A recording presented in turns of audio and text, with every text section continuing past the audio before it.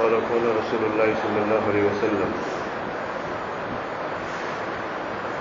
الإيمان بدء وسبعون شعبة والحياء شعبة من الإيمان. وعن أبي هريرة رضي الله تعالى عنه قال قال رسول الله صلى الله عليه وسلم الإيمان بدء وسبعون وبدء وستون شعبة فأفضلها قول لا إله إلا الله وأدناها إماتة الأذى عن الطريق والحياء شعبة من الإيمان. وعن زهري عن سالم عن أبيه أنه قال سمع النبي صلى الله عليه وسلم رجلا يعيد أخاه في الحياء فقال الحياء شعبة من الإيمان، يعني کہا الحیاء من الایمان. حضرت نبی پاک صلی اللہ علیہ وسلم نے فرمایا ایمان کی بہت ساری شاخیں ہیں. ایک نفس ایمان ہے تصدیق قلبی اقرار باللسان، اور ایک ایمان کے صفات ہیں.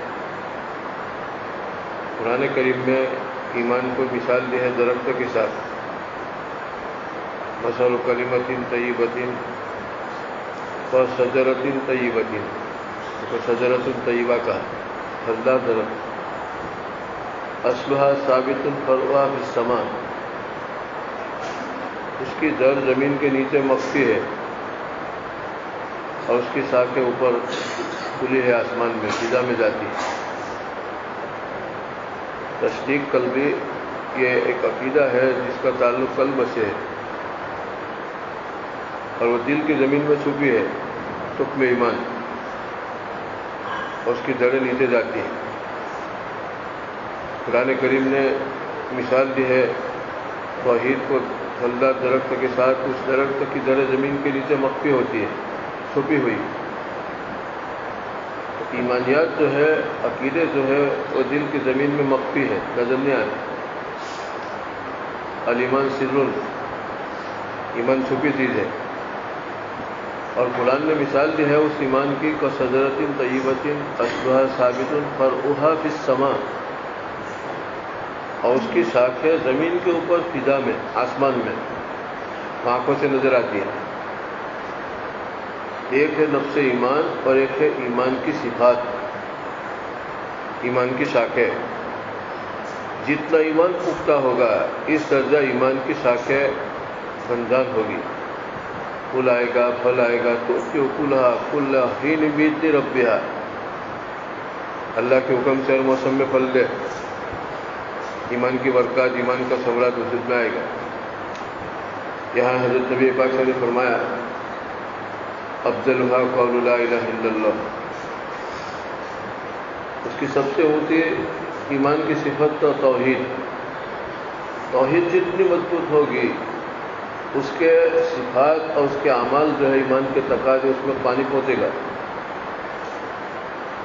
جیسے انسان کے بدن میں ایک بہت خون ہے، خون اس سے انسان جیتا ہے. اس کے حیات کا مدار خون پر ہے. خون کم ہو جائے تو آدمی مر جائے. چنانچہ کبھی کبھی اللہ تعالیٰ جب خون کم ہوتا ہے تو اس میں پانی ملا دیتا ہے، قدرتی نظام. اور پانی کا غلبہ ہوتا ہے تو پھر سنگین بیماری کا اندیشہ. لیکن تھوڑا جب تک یہ ایمرجنسی سبحانہ تعالیٰ کا نظام ہے کہ بدن میں از خود پانی مل جاتا ہے خون میں. 100 فٹ کی پائپ ہے اور اس کے اندر پانی پہنچنے کے اس کنارے تک 500 ملی لیٹر پانی چاہیے، ضرورت ہو اور ہے 400 لیٹر تو پہنچے گا نہیں. اسی طرح پورے بدن کے اندر گردش کے لیے جتنی خون کی ضرورت ہے نہیں تو پھر اللہ کی طرف سے پانی ملتا ہے. پھر یوں آنکھ دیکھ کے کہتے کہ آپ کے خون میں پانی ہے، پانی کا غلبہ ہے.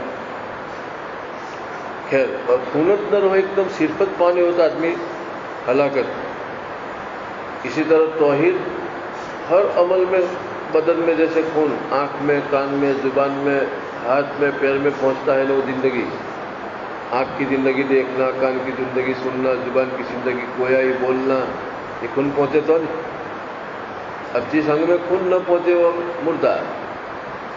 توحید اس کو کلمہ اخلاص کہتے ہیں، خالص اللہ کے لیے، ایک اللہ کو راضی کرنے کا. اسی کی قدرت تسلیم کرنے کی. اب کوئی آدمی کسی کو السلام علیکم بھی کہے، یہ ایک جزیہ ہے، ایک انگ ہے اسلام کا. اس میں توحید کا پانی پہنچا جو زندہ ہے. جیسے انگلی کے اندر خون پہنچا ہے تو انگلی زندہ ہے، ہلے گی. خون نہ پہنچے تو اڑ ہے. اس کو کلمہ اخلاص سے کہے. اگر اس لیے السلام علیکم کہتا ہے کہ میری عزت نہ جاوے تو توحید نہیں پہنچی، مردہ ہے. کلمہ توحید کا کوئی یوں کہے کہ توحید توحید، عمل میں کیا توحید؟ توحید کا مطلب ایکت اللہ کو مانتا ہے تو راضی بھی اس کو کرنے کا، ایکت کو.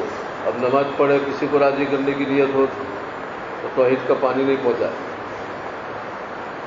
جیسے کان کے اندر خون نہ پہنچے تو بیڑا، آنکھ میں نہ پہنچے تو آنکھ کمزور، لوگیں خشک ہو گئی. اب نماز پڑھتا ہے لیکن اتنا اہم عضو کے اندر، انگ کے اندر توحید نہیں پہنچی، مخلصین لہ الدین نہیں کہ ایک اللہ کو راضی کرنے کے لیے زمین جھکتی ہے، ایسا نہیں. کوئی خوش ہو اس لیے، متولی کو خوش کرنے کے لیے، محتمم کو خوش کرنے کے لیے، کسی اور کو خوش کرنے کے لیے. یہ کوئی زندگی ہے غلامی کی؟ یہ مردہ زندگی ہے. آدمی ایسی غلامی کی زندگی نہ گزارے. توحید، جتنی توحید مضبوط ہوگی اتنا استغنا آئے گا. یہ آپ کو میں بول رہا ہوں کہ ایک تو لوگ بولتے ہیں کہ دوستو ایمان پر محنت کرو، تو آدمی سوچتا ہے کہ ایمان تو مانتے تھے اللہ کے سوا کوئی معبود نہیں، محمد اللہ کے رسول ہے.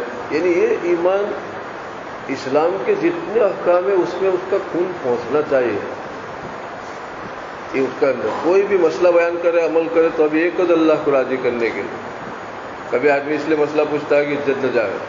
کتنا بڑا آدمی ہو کے بغیر مسئلہ پوچھے عمل کرتا ہے، کیا مسئلے پر چلتا نہیں.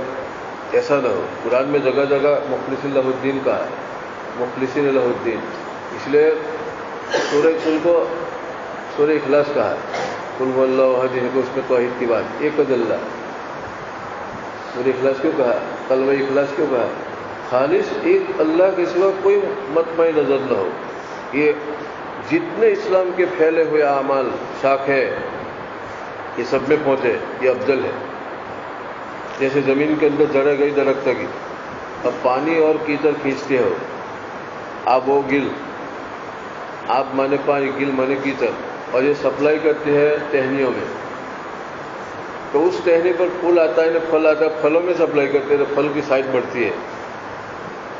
اگر یہ جڑیں آب و گل پھل میں سپلائی کرنا چھوڑ دے یا وہاں تک سپلائی نہ ہو تو پھل اتنا آئے گا، اتنا سائز نہیں بڑھے گی اور دھیرے دھیرے مرجھا جائے گا. پانی پہنچانے سے پانی ڈالتے ہیں، پانی ڈالو ورنہ پھل مرجھا جائیں گے. جس عمل میں اخلاص اور توحید نہ پہنچی، دو آدمیوں میں صلح بھی کرا رہا ہے تو خالص اللہ کے لیے ہو کہ اللہ نے حکم دیا لا خیر فی کثیر من النجوی الا من امر بصدقۃ او معروف او اصلاح بین الناس. اصلاح بین الناس تو اللہ کا حکم اس سے پورا کر رہا ہوں. اب جاندار، اب اس میں پانی پہنچاؤ، سائز بڑھے گی ثواب کی. تو اللہ نے ایمان کو مثال دی قرآن کریم میں، شجرۃ طیبۃ اصلھا ثابت، جڑیں اس کی زمین میں، آب و گل کھینچے، فرعها بالسماء، شاخیں آسمان میں، تؤتی اکلھا کل حین باذن ربھا. اب یہ پھل، یہ درخت پھل دے گا تو اسی کا فاعل کون؟ درخت، اور اکل مانے پھل. اب یہ درخت اس کی جڑیں نیچے ہے، شاخیں بھی ہے تو پھل دے. اگر شاخیں نہیں ہے، خالی یوز ہے تو پھل بھی نہ آئے، پھل بھی نہ آئے، خالی تنا ہے. لیکن کوئی بھی شاخ ہوتی تو آدمی کاٹ ڈالتا ہے تو اس کے اوپر پھل نہ آئے. چاہے کتنا اونچا درخت ہو، آم کا، شاخیں وجود میں نہیں ہے تو پھول بھی نہ آئے تو پھل بھی نہ آئے. ایمان کے ساتھ اعمال کی شاخیں نہیں، نماز، روزہ، زکوٰۃ، حج، معاملات، معاشرت، اخلاقیات، ایمانی صفات، یہ ٹہنیاں نہیں. تو ظاہر بات ہے کہ درخت کی ٹہنی نہیں تو اس پر پھول نہیں تو پھل نہیں تو برکت نہیں. گھر میں 100 بیگھوں کا کھیت ہے لیکن خالی تنے ہی تنے ہیں، شاخ آدھی کاٹ ڈالا تو پھل نہ ہے، بچے بھوکے مرے. اور ایک درخت ہے لیکن اس کی شاخیں رہنے دی تو پھل آئے گا، بچے کھائیں گے. ایمان کروڑوں کا ہو، کروڑوں کا ایمان ہو، لیکن خالی تصدیق کا بس لا الہ الا اللہ محمد رسول، اس کے بعد چھٹی اور فرقوں کی طرح، مرجیا کی طرح. تو ایسا ہے کہ درخت 100 بیگھوں میں بوئے پھلدار، لیکن ٹہنیاں تو کوئی برکت نہیں. یہاں خالی ہندوستان کے اندر 25 کروڑ مسلمان ہیں. کتنی برکتیں ہو. اور رمضان میں کتنی تلاوت ہے, کتنے روزے, کتنی تسبیحات, کتنی ساری چیزیں ہیں. توحید بھی پہنچنی چاہیے. آدمی کتنا موٹا تازہ ہو, ہاتھ بھی بہت, لیکن خون نہیں پہنچتا ہے, یوں ہوگا یوں. کوئی کھلائے گا چمچی سے, اتنا زیادہ ہاتھ ہے, خون نہیں پہنچتا ہے, سل ہو گیا ہے. سل. کتنے اونچے اونچے اعمال ہو, توحید کا پانی نہیں پہنچا, اب چل ہو لا الہ الا اللہ. آپ نے فرمایا کہ ایمان کی ساکھ میں سب سے اونچی ساکھ توحید, اس کو مضبوط کرو. کل جماعت میں جاؤ گے, آپ بولو گے کہ دوستو ایمان کو محنت کرو, اس کا خاکہ بھی سامنے ہو کہ ایمان کو محنت کسے کرے. صفات پیدا کرو, اعمال میں اخلاص پیدا کرو. اس انگ میں پانی پہنچے اور اس انگ میں خون پہنچے تو انگ زندہ ہے. اسلام کے اتنے لمبے چوڑے نظام کے جس عمل میں توحید کا پانی پہنچے وہ زندہ ہے. تو قبر میں نعمت بن کے اللہ دے گا کہ لو وہی تمہاری نعمت ہے. جنت میں جانے کے بعد, قبر میں اترنے کے بعد انسان کے جو اعمال ہے اسی اعمال کا بدلہ نعمت کی شکل میں اللہ دے گا. جزائے اعمال کا عقیدہ اسلام کا بنیادی عقیدہ ہے. جزاء الاعمال. ایک آدمی کسی کو ایک گلاس پانی پلانے کا عمل کرتا ہے اللہ کو خوش کرنے کے لیے, یہ کبھی نہیں ضائع ہوگا, نہیں ضائع ہوگا, ضائع ہوگا نہیں. دنیا میں اس کو کوئی شربت پلائے گا پھر بڑھے گا. جزاء الاعمال کا عقیدہ ہے. پر ایک آدمی نے آپ کو ناحق ظلمن لات مار دی تو مرنے سے پہلے 70 سے زیادہ لاتیں کھاؤ گے پھر مرو گے. کسی کی نہیں تو گدھے کی کھاؤ گے, گدھا مارے گا, یاد کے ساتھ واپس آئے گی. یہ جزاء الاعمال کا عقیدہ اسلام میں اس طرح سے جیسے اللہ ایک ہونے کا عقیدہ. اللہ ایک ہے, اس میں ذرا بھی کوئی شنکا کرے تو کافر. قرآن کی آیتیں دیکھو, نظام بما کانوا یعملون, بما کانوا یعملون, یہ عوض کے رہے, تم نے جو کیا اس کا بدلہ. ما اصابتکم من مصیبت فبما کسبت, یہ جو کچھ بھی آفتیں بھی آتی ہیں وہ تمہارے کیے کا بدلہ ہے. گندم از گندم, جو از جو, از مکافات عمل غافل مسو. یوں بو کے کیوں لو, جو بول کے جو بولو, کانٹا بو کے کانٹا لو, عمل کے بدلے سے غافل مت رہو. ایک آدمی نے کسی کو یوں کہا آئیے تشریف رکھیے, تکیہ رکھ دیا, یہ بادشاہ بنے گا. اس سے زیادہ اللہ اس کو عزت دے گا پھر بڑھے گا. اس کو یقین بھی نہیں کہ مجھے عزت کہاں سے ملی. یہ جو اس نے کسی کو عزت دینے کا بیج بویا تھا, یہ بیج گنجان درخت بنا.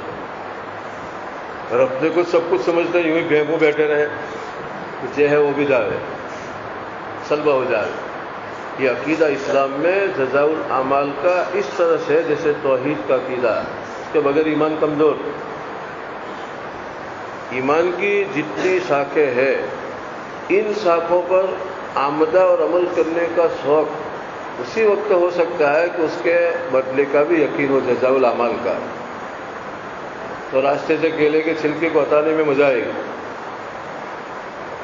پیاسا آدمی کو پانی پلانے میں لطف آئے گا,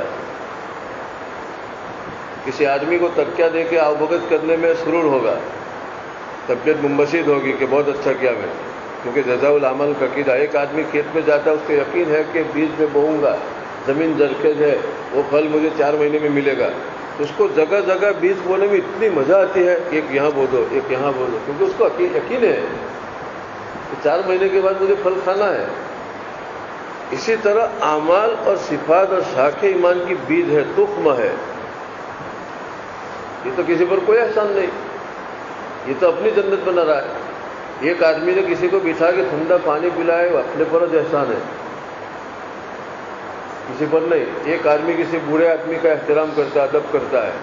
حدیث میں آتا ہے کہ وہ بوڑھا ہوگا تو اس کے ادب کرنے والے لاکھوں اللہ آجو بازو پیدا کر دیں گے, پھر وہ مرے گا. اور اس نے کسی بوڑھے کی توہین کی, کتنی توہین کے بعد مرے گا. قرآن میں ووجدوا ما عملوا حاضرا, ہر ایک نے اپنا عمل کیا ہوا سامنے پایا. منصوص بات. جیسے قرآن میں علم انہ لا الہ الا اللہ, کلمہ قرآن میں ہے, یقین جانو ایک از اللہ ہے. اسی طرح قرآن نے کہا ووجدوا ما عملوا حاضرا, انسان کو اپنے عمل کا بدلہ ملے گا۔ صبح کے اندر درخت یہ سایہ یوں پڑتے ہیں، عمارتوں کے، درختوں کے، ہر چیز کا سایہ، اور شام ہوتے ہوتے یہ سایہ جس کا اس کے اوپر ریٹرن آتا ہے۔ دیوار کرتے سایہ کے اندر بعد آج سوئے وہ سایہ باز، دیوار چاہے کتنا لمبا سایہ پھینکے لیکن دھیمے دھیمے وہ سایہ اس کے پاس واپس آئے گا۔ ایک آدمی کسی کی کتنی عزت کرے، کتنا کھلاوے، کتنا پلائے، ویاج کے ساتھ اللہ اس کو واپس کرے گا کہ لو تمہارا۔ جیسے وہ سایہ دیوار نے وہاں تک دیا لیکن وہ پورا کن کو واپس ملے گا؟ اس کو ملے گا۔ اسی طرح ایک آدمی نے کسی کو ناحق تھپڑ ماری، لات ماری، صبر کرے، یہ ریٹرن ہوگا۔ یہ جب تک لات نہیں، یہ لات اس پر ریٹرن ہوگی، لات مارنے والے کو۔ وہ 10 لاتیں کھائے گا پھر مرے گا، ویاج کے ساتھ، سود کے ساتھ۔ ایک گالی ناحق کسی کو دی تو یوں نہ سمجھے کہ اللہ خلیجہ اندھا دھند ہے، ماں خلق کا تھا باطلا، یہ اندھا دھند پیدا نہیں کہ اللہ نے فرمایا۔ اس کی زبان سے ناحق کسی کو گالی نکلی تو یہ گالی جب تک کسی کے منہ سے 100 نہ سن لے وہاں تک مرے گا نہیں۔ ایک گالی کا بدلہ مل رہا ہے۔ وَمَن يَعْمَلْ مِثْقَالَ ذَرَّةٍ شَرًّا يَرَهُ، ایک رائے کے دانے کے برابر کوئی گدھن نے برائی کی ہے تو اس کا بدلہ چکانے کا ہے۔ وَمَن يَعْمَلْ مِثْقَالَ ذَرَّةٍ خَيْرًا، یہ تنوین تقلیل کے لیے، اور جس نے بھلائی تھوڑی بھی کہ اللہ اس کا پھل دے دے گا۔ چلو بھائی یہ تمہارا پھل، کوئی بیج ایسا ہوتا ہے کہ اس کا درخت بنتے وقت لگتا ہے، مدت 10 سال، لیکن آئے گا پھل ضرور۔ بعض اعمال ایسے ہے کہ اس کا بدلہ ملے گا پیٹ بھر کے، لیکن اللہ کا نظام ہے دیر میں ملے گا، وہ بھول بھی جائے گا اور اس کو اس کا پھل مل جائے گا۔ اس لیے آدمی یوں چاہے کہ میری زندگی میں اب سبحانہ و تعالیٰ کی طرف سے راحتیں آوے تو راحتوں کے بیچ بو، عزت آوے تو تم کو کسی کی عزت کرنی پڑے گی، کسی کے سامنے پامال ہونا پڑے گا۔ تم چھوٹے بن کے کسی کے سامنے ذلیل نہ ہو، وہاں تک عزت نہ ملے۔ پہلے صغیر بن کے تلمت کرنا پڑتا ہے، ذلیل ہونا پڑتا ہے، اس کے بعد حق سبحانہ و تعالیٰ اس بیچ سے کیا ہے گردان درکتا۔ تو ایمان کی شاخوں پر عمل اسی وقت ہو، صفات پر، کہ جزاء الاعمال کا عقیدہ پختہ ہو۔ یہ ہم میں، ہمارے بچوں میں، ہمارے گھروں میں عقیدہ ہے نہیں جزاء الاعمال۔ اگر جزاء الاعمال کہو تو کوئی فقیر بھی آئے تو اس کے ہاتھ پہ خود ڈال دے گا، کوئی آئے تو اس کا بھگت کرے گا، کسی پر کوئی احسان نہیں۔ آدمی جو بھی عمل کرتا ہے اس کا ثواب یا اس کا بدلہ اس کو چکانے کا ہے۔ یہ جہاں کوس پھیلے ماں صدا، صدا ہارا ہے سوئے نیدا۔ کوئی یوں کہتا ہے کہ پوری دنیا گنبد ہے، گنبد آتا ہے، اور گنبد کے اندر کوئی آدمی بولتا ہے تو جیسا بولتا ہے ایسی آواز واپس آئے گی۔ یہ جہاں کوس پھیلے ماں نیدا، نیدا ہارا ہے سوئے صدا۔ آدمی جیسا بولتا ہے ایسا آواز باد گس، یعنی پرگا، باد مانے واپس، اور گشتن پھرنا، بعض گز واپس پھرے گی وہ آواز۔ تو آپ نے گنبد میں جا کے یوں بولا کہ سبحان اللہ، گنبد سے آواز آئے گی سبحان اللہ، اور گنبد میں جا کے یوں بولا کہ تیری ایسی تیسی، اندر سے آواز آئے گی تیری ایسی تیسی۔ یہ ہے گنبد کی صدا، جیسی کہو ویسی سنو۔ یہ ہے گنبد کی صدا، جیسی کہو ویسی سنو۔ جو از مکافات عمل غافل مسو ووجدوا ما عملوا حاضرا۔ ہر انسان کو اپنا کیا بھی ملے گا، کسی پر کوئی اللہ کی طرف سے ظلم نہیں ہو رہا ہے، اور کوئی کسی پر کوئی احسان نہیں کر رہا ہے۔ اگر اچھا عمل کرتا ہے تو کسی پر کیا احسان کہ دوسروں کو دکھلاتا ہے، کہتا ہے کہ ہمیں تو ہار آتے، وہ فائدہ تجھے پہنچے گا، ہم کو کیا، تیری جنت بنے گی، کسی پر کیا احسان۔ ایک آدمی لائن سے چلتا ہے تو اس کو فائدہ اس کو پہنچ رہا ہے۔ ایک آدمی کماوے اور بینک میں بیلنس جمع کرے تو کسی پر احسان جتلاوے، تم کماؤ نے بینک میں پیسے جمع کرا تو مجھے کیا لگا، یہ تجھے فائدہ ہے، میرے اوپر کیا احسان۔ یہ اسلام کا مزاج ہے۔ آپ علیہ السلام نے فرمایا ادناہا اماطۃ الاذى عن الطریق، ایمان کی شاخوں میں سے ایک ادنا شاخ راستے سے تکلیف دہ چیز کو ہٹانا ہے. ایسا کام جس کام کی منفعت اس کو نہ ملتی ہو دوسرے کو ملتی ہو، یہ کام اللہ کو بہت پسند ہے. اب چلتے چلتے کیلے کا چھلکا دیکھا آپ نے، ہاتھ سے ہٹا کے ایک طرف کر دیا تھا، آپ کو کیا فائدہ؟ کچھ نہیں. تمہارے تو ہاتھ آلودہ ہوئے لیکن دوسروں کو فائدہ ہے. خود تکلیف اٹھا کے دوسروں کو پہنچانے کا اصول جو ہے یہ ایمان کی صفت ہے.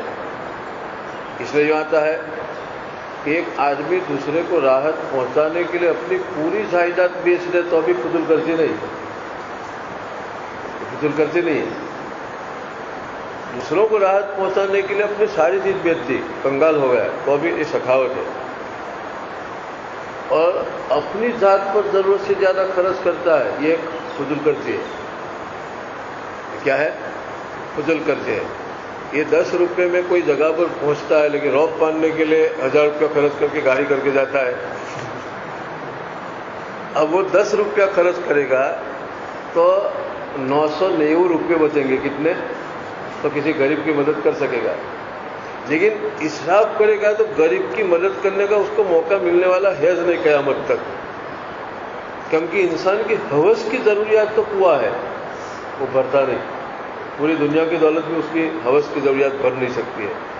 لیکن اپنی ذات پر کم خرچ کرتا ہے، دوسروں پر زیادہ کرتا ہے، تو وہ پھر یوں سوچے گا کہ میں وہاں پہنچوں گاڑی کر کے تو 1000 روپیہ خرچہ ہوگا، اور اگر یوں جاؤ تو 10 روپے تو 990 روپے بچیں گے. تو اب وہ کسی کو یتیم کو دے سکتا ہے.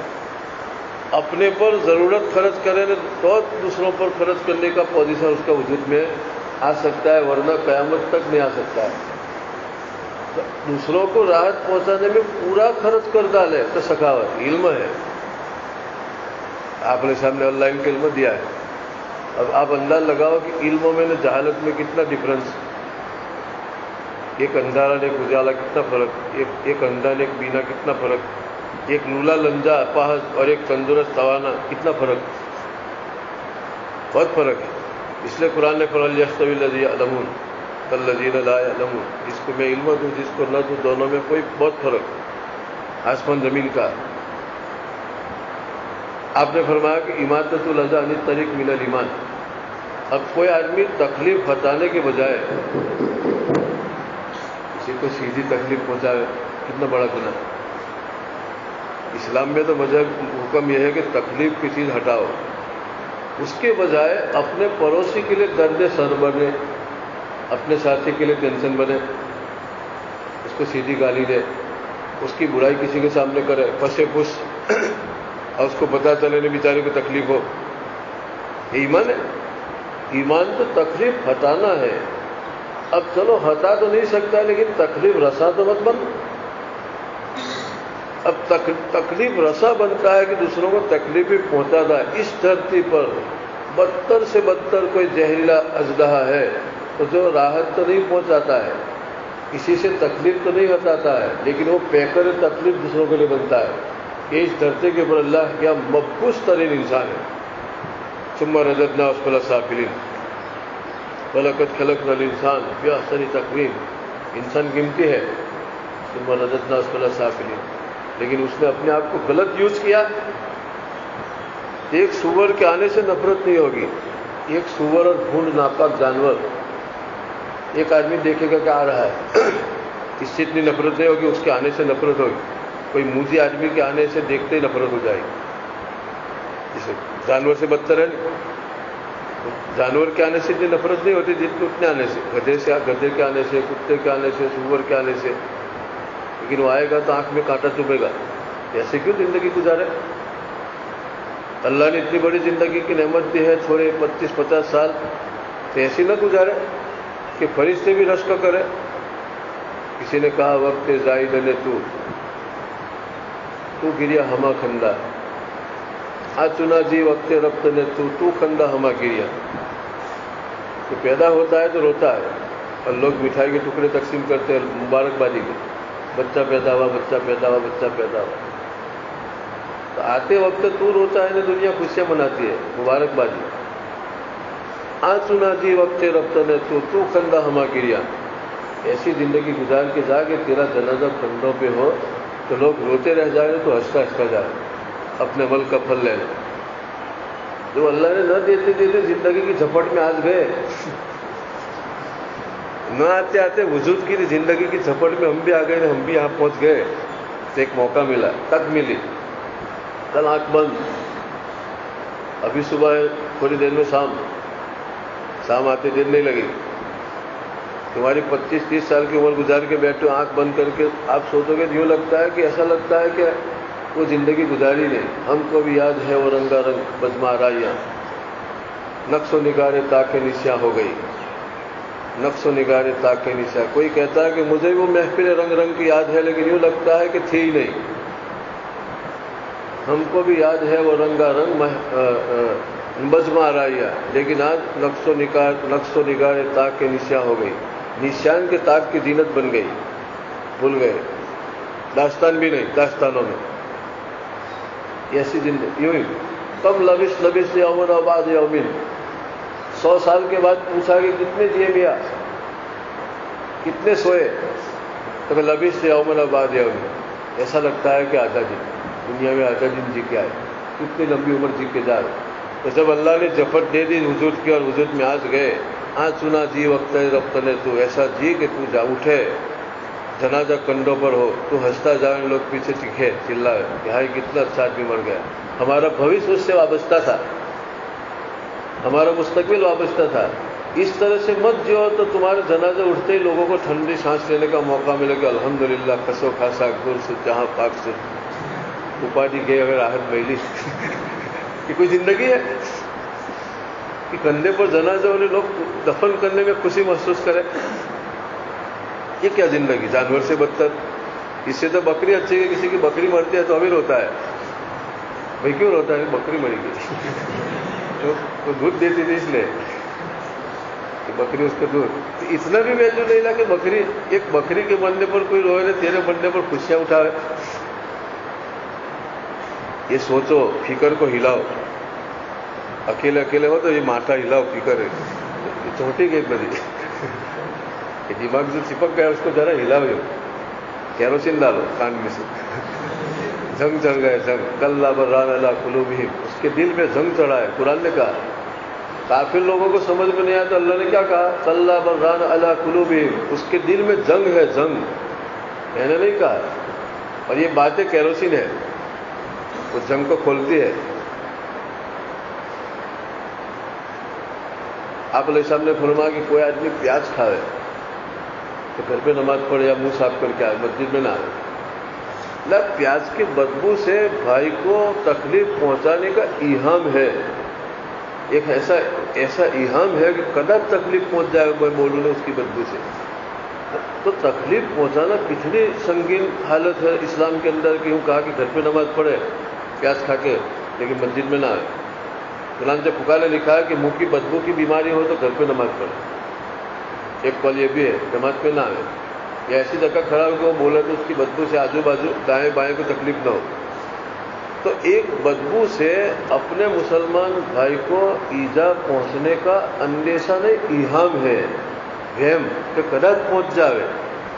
تو جماعت جیسی محتم بشان کہ جن کے چھوڑنے پر اللہ کے رسول نے فرمایا کہ دل چاہتا ہے وہ گھروں کو آگ لگا دو. کہا کہ تکلیف پہنچانا ہو تو گھر کو نماز پڑھو یا منہ صاف کر کے آؤ. اور جو لوگ تمباکو کھاتے ہیں، اس قسم کی بدبودار چیزیں کھاتے ہیں اور بولتے ہیں تو اس طرح سے بدبو آتی جیسے ماسک کی بدبو. سب سے بدبو حیض کی ہوتی ہے، سب سے خطرناک بدبو.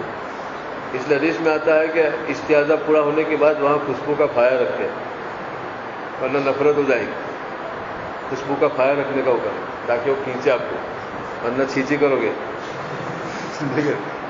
چھینچی کرو گے. اب ایک آدمی منہ میں چمچی سے حیض پیے، یہ پی کے جایا ماں کے پیٹ میں، تو یہ تو ابھی اس کو خراب لگتا ہے. پی کے جایا 9 مہینے یہ پیتا تھا، اس میں تو حیض بند ہو جاتا ہے، بچہ پیٹ میں ہوتا ہے کیونکہ اب اس کی خوراک ہے. اب ایک آدمی تمباکو کھاتا ہے تو ذرا دبا کے انگلی کر کے انگلی کو سونگے اور ان دو کو لیبوتری کراوے. ان دور میں بدبو کس کی زیادہ؟ اس کی ہوگی زیادہ.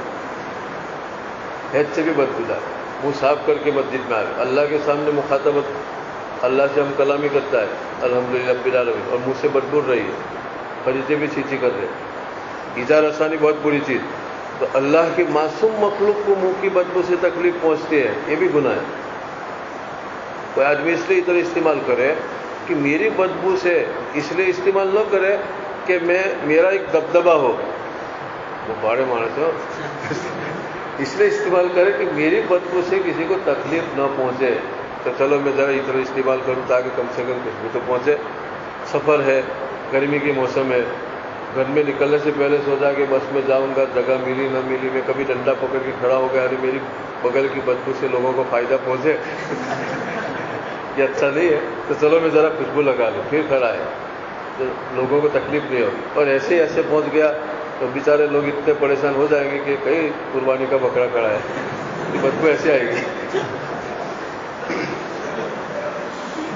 اماطۃ الرضا طریق، آپ علیہ السلام نے فرمایا کہ راستے سے تکلیف دہ چیز کو ہٹانا یہ ایمان ہے۔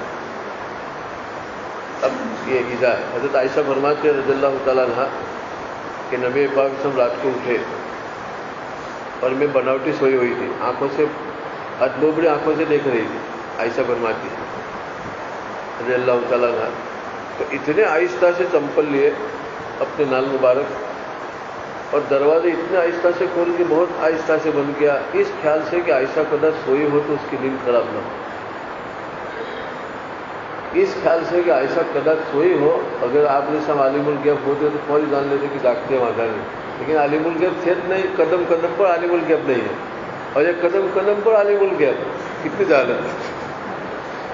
پھر بقی میں گئے اور آپ نے سب نماز پڑھی اور آئے تو آہستہ سے دروازہ کھولا نہیں ہو، اب کوئی سویا ہے دھڑ سے دروازہ کھولے چاہے گھر کا اور دھڑ سے بند کرے اور یوں کہ اپنے ذات میں اللہ اپنے ہے تو اور راحت پہنچا لے گی۔ عام طور پر لوگ کیا سمجھتے کہ وہاں جو اپنت مانا اللہ اپنا ہے تو اپنا جب نسبت ہوگی اپنے کی تو دوسروں کی نسبت اس کو اور راحت پہنچا لے گی، تو عرف میں کیا ہے وہ تو موتوں نے اپنت مانا کہ اپنے آدمی اس لیے ہے کہ اس کو تکلیف پہنچا لے گی، یہ مزاج غلط ہے۔ اپنے گھر میں بھی کوئی سویا ہو تو اس طرح سے آہستہ سے کوئی چیز لیتا ہے کہ اس کی نیند خراب ہو، دھڑا دھڑ دروازہ کھولے، الماریاں کھولے اور یہ خیال بھی نہ ہوگی کسی کی نیند خراب ہوگی، یہ سنگین گناہ ہے، گناہ کبیرہ ہے، ایذا رسانی۔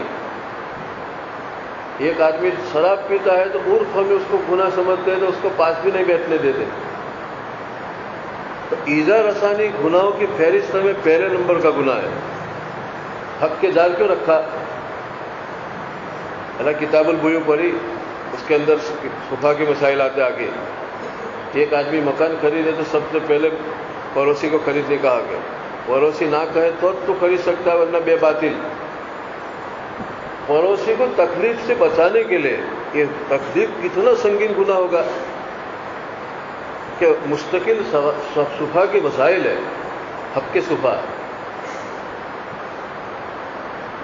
ایک آدمی ذرا سنجیدہ ہے، متین ہے، اس کی طبیعت میں نظافت ہے تو اس کے مزاج کا خیال رکھنا یہ بھی دینداری ہے، اس کا مزاج کا خیال رکھ کے اپنے عادت چھوڑ کے ان کے پاس بیٹھے، اب اس کو کوئی ایسی چیز پسند ہے نظافت کے خلاف، اب ان کے سامنے کوئی انگلی ناک میں ڈال کے یوں کرتا ہے تو شرم میں بولے گا نہیں لیکن اس کو تکلیف ہوگی کہ آپ کرے گا، اس کے سامنے بٹن لگا کے بغل میں ہاتھ ڈال کے یوں کرتا ہے، اس کو ناشتہ منگانے کا بھی شوق نہیں ہوگا، وہ سمجھے گا کہ میں منگاؤں گا تو یہ ہاتھ سے کھائے گا، نہیں منگاؤں گا، محروم رہے گا، وہ محروم رہے گا، یہ ہاتھ سے شریک ہوگا پسینے والے، اپنے اس کو ناشتہ ہی نہیں کھلائے، تو محروم رہتا ہے نعمتوں سے بھی۔ اب اس کے مزاج کا خیال رکھ کے رہنا یہ بھی کیا ہے، غلامی نہیں ہے، یہ خیال رکھ کے رہنا اس کی خدمت ہے، عبادت ہے، خدمت میں تو عزت ہے، غلامی میں ذلت ہے، غلامی کسی کی نہیں کرنے کی، ایک اللہ کی، اور خدمت چھوٹے بچے کی بھی کرو۔ حضرت نبی پاک علیہ السلام کی خدمت میں ایک پاگل عورت آئی اور یوں کیا، یوں اللہ کے رسول اٹھ کے گئے کہ بول ایک کام ہے، آپ نے کام کر کے یوں کہا کہ مدینہ کی جون سی گلی میں مجھ کو پھر اقضی حاجت کے تیری حاجت پوری کروں گی۔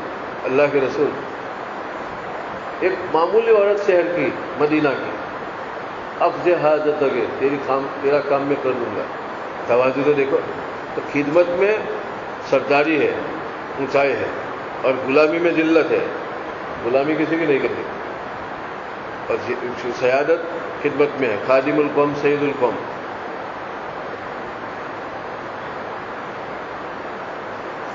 کیا مثال دے رہا تھا؟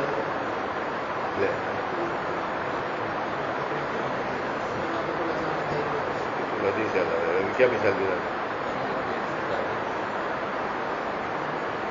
اللہ میں یوں کہہ رہا تھا کہ اب دوسروں کو راحت پہنچانے کی نیت سے آدمی اتنا لگائے، خوشبو لگائے تاکہ کسی کو تکلیف نہ پہنچے۔ کسی کے مزاج کا خیال رکھنا یہ بھی کیا ہے؟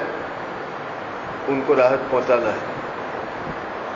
ایک آدمی میں طبیعت میں نظافت ہے، صفائی ہے، اتنا سامنے بیٹھ کے اتنے سال واضح بھول گئے، میں تو ابھی نہیں بولے، اس پر تو مثال دی۔ ایک آدمی سنجیدہ ہے، نظیف ہے، صاف ستھرا ہے، اس کو پسند نہیں اس کے سامنے کوئی یوں کرے، کان میں ہاتھ ڈال کے میل نکالے، بغل کے بال نہ نوچے اور اس طرح سے دانت صاف کرے، یہ ساری چیزیں اللہ اس کو پسند نہیں تو نہ کرے۔ نبی پاک علیہ السلام ایک پاک میں بیٹھے تھے کنویں پر، گرمی کی موسم تھی، تہبند باندھ پہنی ہوئی، بخاری میں آئے گا، اور پیر لٹکائے ہوئے تھے کنویں میں۔ حضرت ابوبکر صدیق رضی اللہ تعالیٰ تھوڑی دیر کے بعد تشریف لائے، سلام کر کے اللہ کے رسول کے پاس بیٹھ گئے، انہوں نے بھی پیر لٹکا دی۔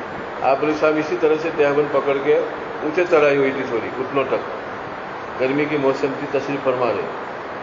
حضرت عمر رضی اللہ تعالیٰ آج تشریف لائے تو اس طرح سے بیٹھے رہے تہبند چڑھا کے، کیونکہ یہ ان کے بے تکلف ساتھی تھے۔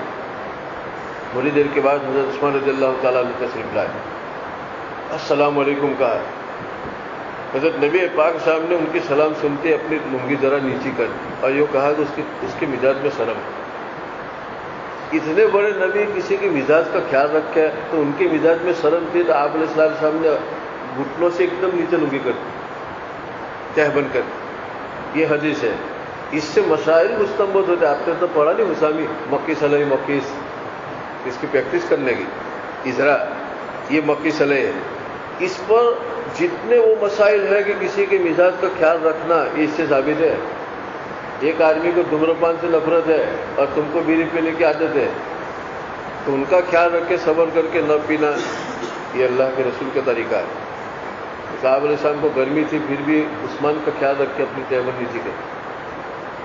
تو کسی آدمی کے مزاج کا خیال رکھنا، چاہے مسلمان ہو کہ غیر مسلم ہو، اس کو تکلیف سے بچانا ہے۔ ایک آدمی کسی کا دشمن ہے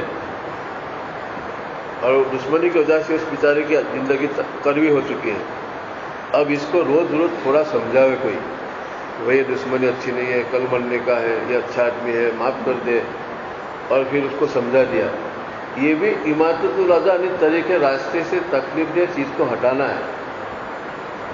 ایک من علم کے لیے 10 من عقل چاہیے، خالی جوائنٹ اس کے ساتھ فٹ نہیں ہو جائے گا، خالی کیلے کا چھلکا پھینک دینے کا بس۔ جب کیلے کے چھلکے سے کسی کو تکلیف ہے اور اس کو ہٹانا ایمان ہے، تو کوئی کسی کا دشمن ہے، اب اس کو سمجھا کہ اس کا دوست کر دینا، یہ راستے سے تکلیف دہ چیز کو نہیں ہوتا ہے۔ یہ ایک علم کے لیے ہزاروں عقل چاہیے۔ یہ مکی صلاح، اس پر کتنی جزیات کا قیاس کر سکتے ہو، علم اس طرح بڑھتا ہے۔ یہ تو اصول ہے، جیسے ایک مرغی ہے، اس کے پیچھے 22 بچے ہیں، مرغی پکڑ لو تو بچے پیچھے پیچھے، یہ اصول ہے، اس کے پیچھے جزیات زندگی کے پیچھے پیچھے، اس سے علم بڑھتا ہے۔ آپ علیہ السلام نے فرمایا والحیا شعبۃ من الایمان، اور ایمان بھی ایک ایمان کی صفت ہے۔ اللہ کی نعمتوں کو دیکھے، مراقبہ کرے کہ اللہ نے مجھے وجود دیا، پانی دیا، ہوا دیا، گھر دیا، رشتہ داریاں دی، کتنی بڑی نعمت ہے۔ پھر اللہ کے شان میں جو گستاخیاں کی اس کو سوچے کہ میں نماز میں سست ہوں، روزے میں سست ہوں، اخلاقیت میں سست ہوں، عبادت میں سست ہوں، تو اس محسن کی اتنی نعمت ہے اور جواب بھی اتنی غداری، ایک دم کیفیت طاری ہوگی، اس کیفیت کا نام حیا۔ کوئی پوچھے گا الحیا ما ہی، حیا کسے کہے؟ اللہ کی نعمتیں دیکھے اور اپنی کوتاہی اس کے مقابلے میں دیکھے اور ایک کیفیت ملی جلی پیدا ہو، اس کیفیت کا نام کیا ہے؟ حیا۔ اب ریلوے اسٹیشن پر رومال بچھا کے نماز پڑھنے شرم آتی ہے، وہ شعبۃ من الایمان نہیں، یہ تو مداہنت ہے۔ چھپنا ہے، یہ کم ہمتی ہے. اب لوگ اس کو شرم سمجھتے ہیں. یہ وہ شرم نہیں ہے جس کو من الایمان کہا. ایمان تو اللہ کی نعمتوں کو دیکھے اور اپنی کوتاہیوں کا تصور کرے، اور پھر جو کیفیت طاری ہوتی ہے کہ میں کتنا نمک حرام، کہ اللہ کی اتنی نعمتیں کھا کے فجر کی نماز بھی نہیں پڑھتا ہوں، ظہر کی نماز بھی نہیں پڑھتا ہوں، سنت مؤکدہ بھی چھوڑتا ہوں اس رسول کی جس کی اتنی نعمتیں. ایسی خیال بھی کبھی نہیں آتے بے حیا آدمی ہے وہ، اس کے پاس کیا ایمان؟ الحیا شعبۃ من الایمان. اس لیے حدیث میں آتا ہے کہ اذا فاتک الحیا ففعل ما شئت. جب حیا کا لباس اتار کے رکھ دے تو اب تو ننگا ناچ، اب کنٹرول میں نہیں رہے گا، بے باک ہو جائے گا. اس لیے یہ فرمایا کہ الحیا شعبۃ من الایمان. تو حیا کی بہت ساری صفتیں بتائی، لیکن ان دو کو الگ بتلایا، اماطۃ الأذى عن الطریق والحیا شعبۃ من الایمان، کیونکہ سب سے زیادہ ضرورت ان دو صفتوں کو استعمال کرنے کی پڑتی ہے زندگی میں. اس کو الگ کیا، اماطۃ الأذى عن الطریق والحیا شعبۃ من الایمان.